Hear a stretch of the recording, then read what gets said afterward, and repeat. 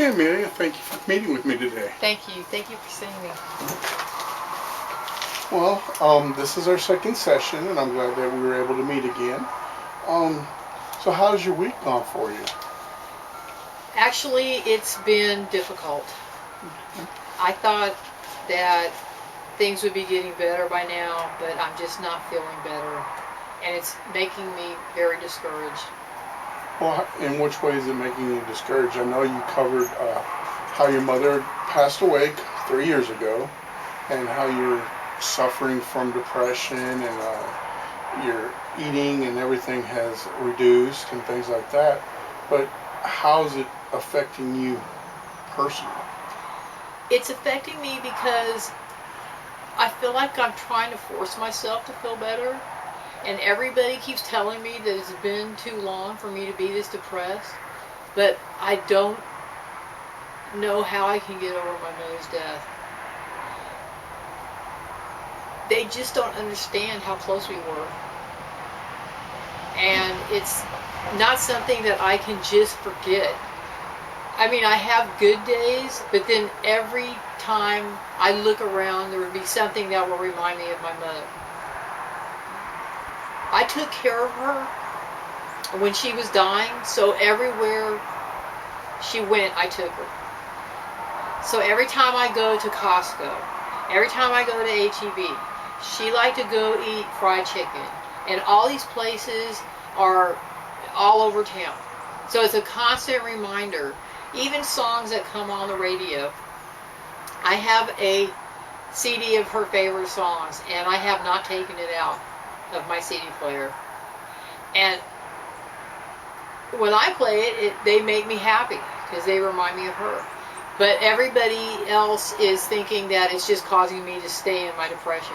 They just don't understand. Well, I mean, I understand, and from you that you're going through all these things, that you are in depression and anxiety and not eating and things because of the grief that you're going through with the loss of your mother. But I mean, it seems to me that you're placing yourself in a lot of situations to constantly keep reminding you of that grief. I mean, is that what your family members are trying to tell you? That's what they're, kind of, that's what they say, because I haven't moved her things out of the house.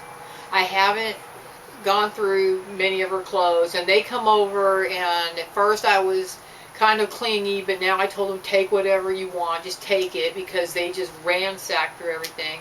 But what I think they're doing is they're trying to leach things out of there that they don't want, but in an attempt to maybe help me. But in what it's doing instead is making me angry.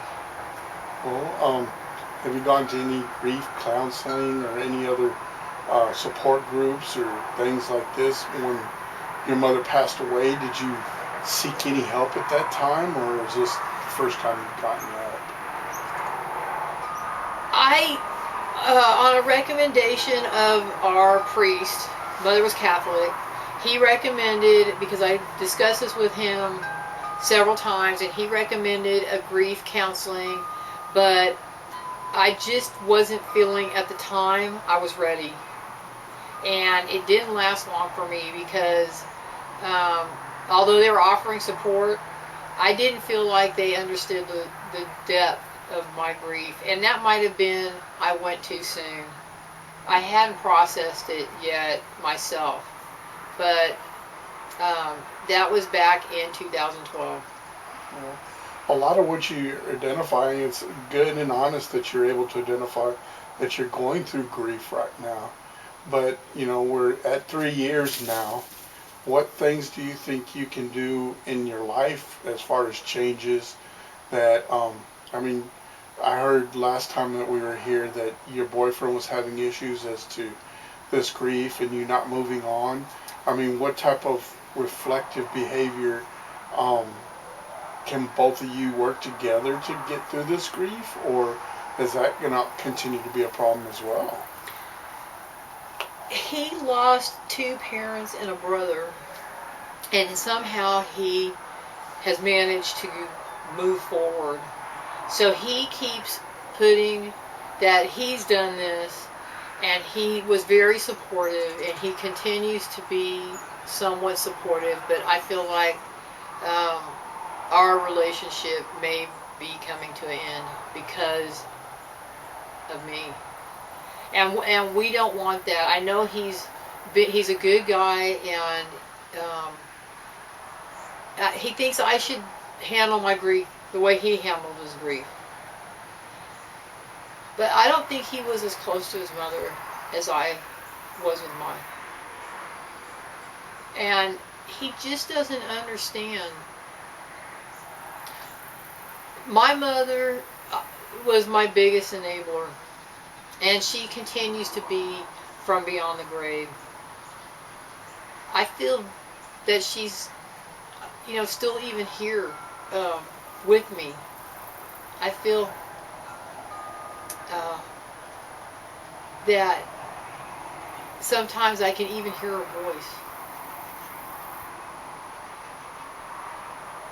So I probably will lose my relationship if I don't get this grief under control. But I just don't know where to turn. I'm alienating everybody. Well, the good thing is you've identified that also, and you're here now.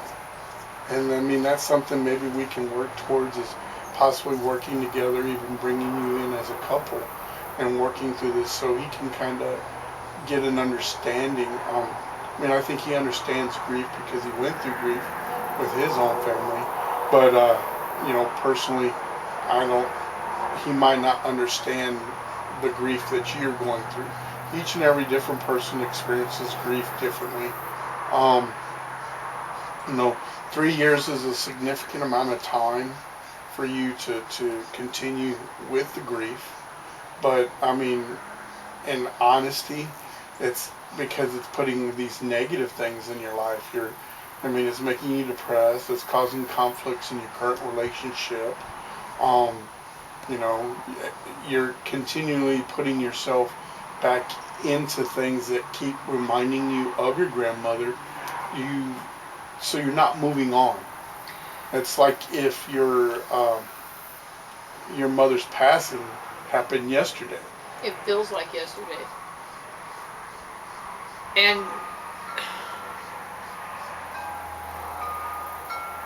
another effect of her dying is I've turned to drinking. I'm drinking more, and at first I was just lying to myself. I used to have a problem with alcohol, and it was my mother's dying wish that I stay sober. And now I feel even more defeated because I've turned back to alcohol in order to try to work through this grief, and now it's making it that much worse. Well, with the so much of a connection that you had with your mother, and one of her big things, even on her deathbed, was the fact of your sobriety and being, not under the influence of alcohol and everything like that. You've taken a major step back. I mean, in honor of your mother, do you not think it'd be best that you stop drinking and return back to sobriety? Maybe go back to AA groups and an Al-Anon or something like that, so it could help you understand. I mean, a lot of individuals turn to alcohol or return back to alcohol to cope with stress and cope with things that they're going through in life. But how can you do it in a more healthier way? Because if you were once drinking so much that messed up your life quite a lot, that your mother was so happy that you were clean and not drinking and everything like that and such, how are you going to keep that as an honor to your mom, even in her passing, by staying clean and dealing with your life on a day-to-day basis? I know she'd be so disappointed. She would be devastated that I use her as a reason to pick the bottle back up. So, I mean, with doing that, do you think you can um, get back on track and get yourself I guess, able to manage life again? I know it worked in the past. The thing is, I guess, is we need to create a challenge for you in order to stop drinking, um, trying to reestablish a very honest relationship with your loved one and your boyfriend because you want that relationship to work, right? Yes, and the thing is that the drinking probably is not helping my depression. I know that I get more depressed when I'm drinking. I feel so defeated. Not only that she would be disappointed, I've disappointed everybody. I have two grown children that I put through hell when I was drinking. They were younger then, and my mother took care of them while I was in the depth of my problem. And so I've been hiding this from them, but it's not, I can't hide it forever. They even suspect, I'm sure, because they know how I act. I'm not even so sure I'm not using her death as an excuse to drink. Well, I mean, if that's the case, and again, you're able to identify these things, how can you stop this behavior? I I mean, don't. if it's definitely not leading you down the right path that you want to be on, because it's creating all this disruption and anger and resentment and frustration within your family, your loved one. I mean, you yourself, and you're recognizing this. So, do you think it's continually healthy to continue doing this behavior? No, of course not. I don't want to lose my boyfriend. I don't want to lose my kids again because they'll be done with me.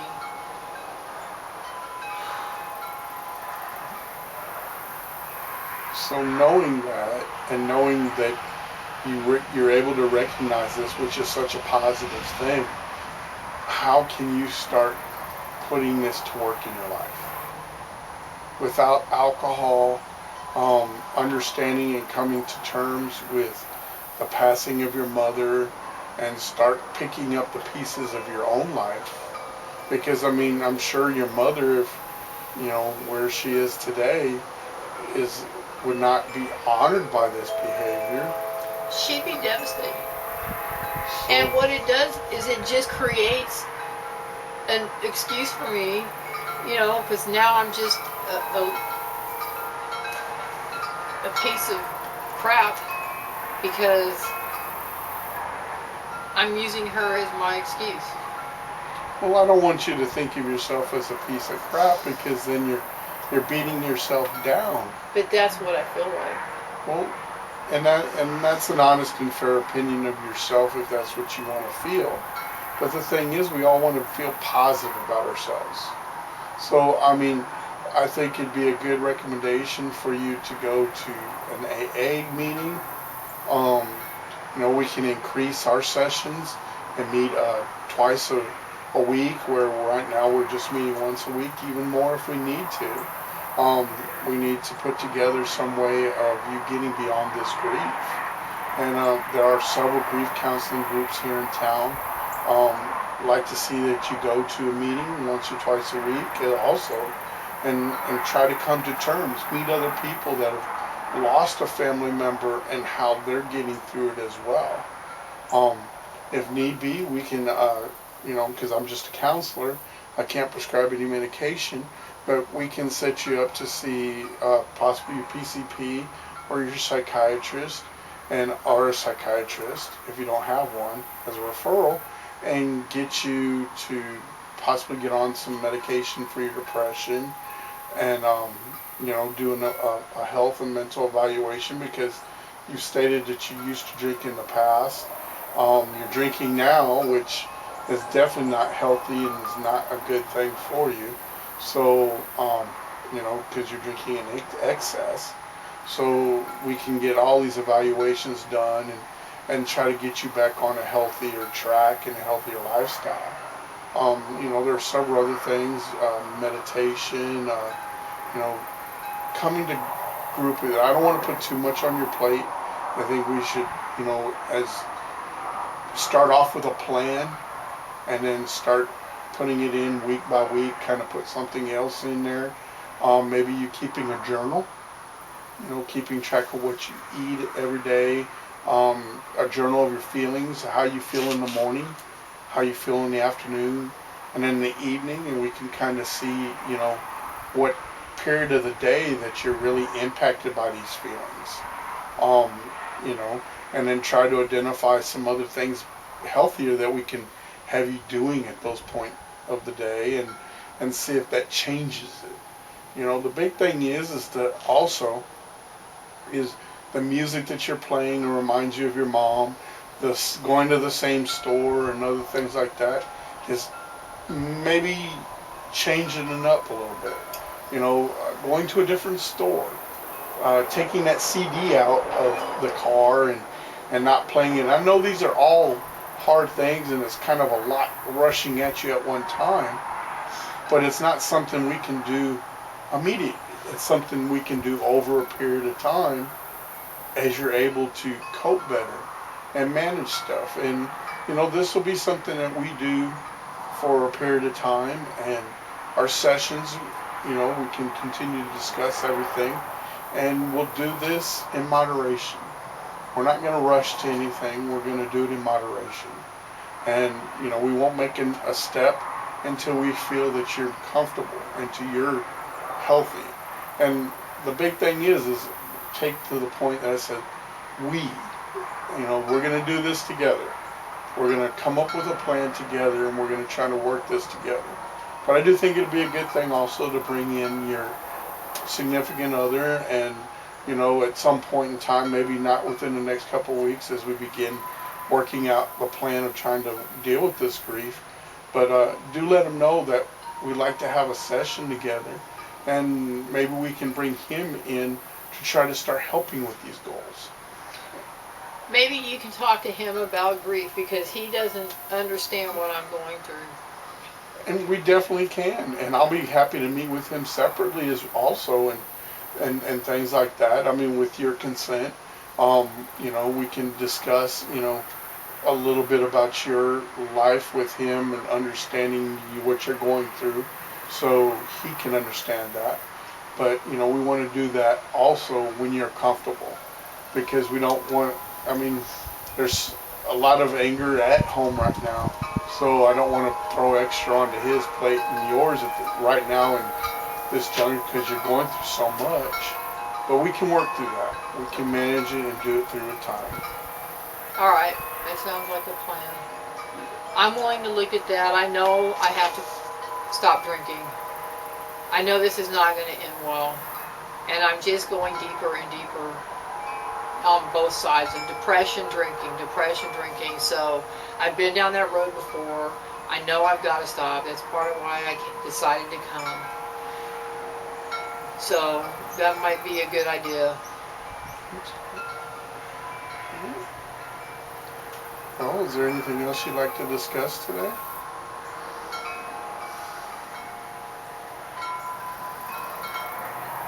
Well, I don't know if I'm ready to change the store that we shop at, but I will take the CD out and see if I can do just that until I talk to you again. And that's a first step. And that's all it's going to take. And please don't take big steps. I mean, you have my number. You can call my office at any time. But let's take this in moderation. And then, I mean, there's going to be some emotional feelings. You're going to go through some things even when you pull that CD out. But, understand the CD isn't going anywhere. I'm not asking you to destroy it right now or get rid of it. I'm just telling you to pull it out and challenge yourself to listen to something else for a bit. And the big thing is to try to pull you emotionally away from all this connection that you have. You'll continue to love your mother for the rest of your life and beyond. But we want you to come to the understanding of you still are here in the present and in the now. And you have to manage your day-to-day lifestyle. And right now you're not managing it because you have so much disruption and everything that you're walking this tightrope because your emotional feelings are kind of swaying you back and forth on this rope. You're walking it and keeping yourself steady, but then every time you think of your mom, you're emotionally pulling yourself off this line or over to the side of this line. And it's taking so much of your emotional strength to keep yourself back on that little tightrope.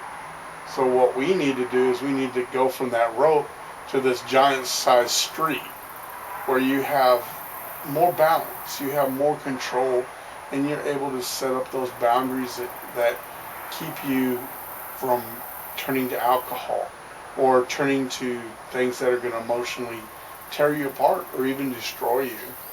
And I mean, right now you have a lot of relationships in disruption.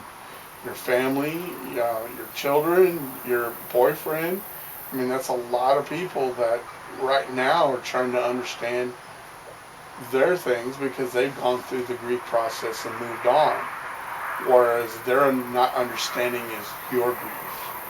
And that's where we got to come to a balance. I need to do something.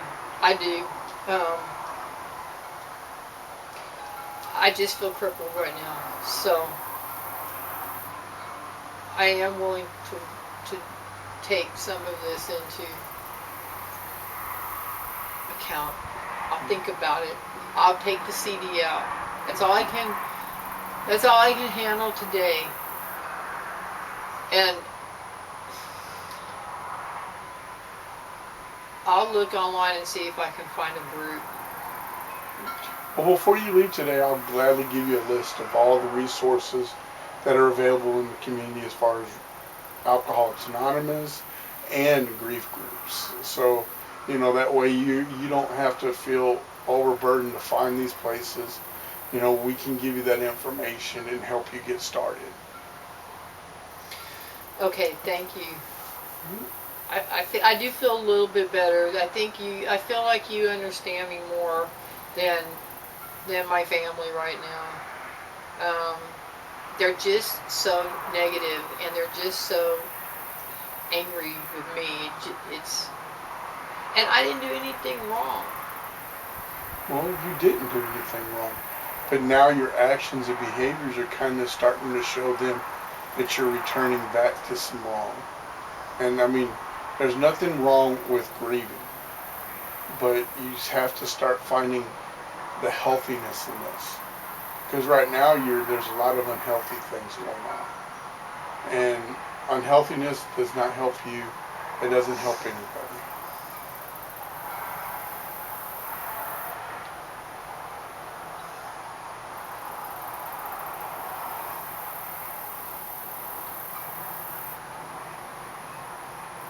I just feel like I've set myself so far back, but it's not going to do any good.